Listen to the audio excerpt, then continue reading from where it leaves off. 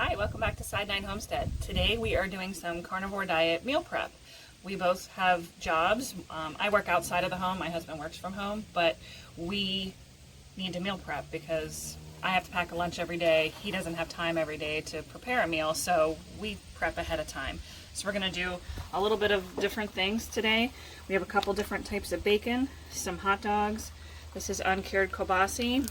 We have a total of 3 steaks, some breakfast sausage, and these are going to be some smash burgers. So we're going to get started. We have our chudbox heating up with our coals.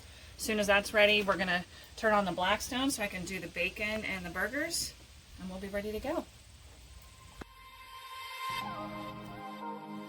I'm going to show you how to make these amazing shotgun shells. We did the snake method with them too. So you have 2 layers of the briquettes on the bottom, 1 on the top. Look at those, they look amazing. Wonderful glaze on them, and they are the perfect snack. All that bacon. On the Weber kettle. Delicious. All right, we'll see you back in 15. Move that butter around a little bit, let that melt.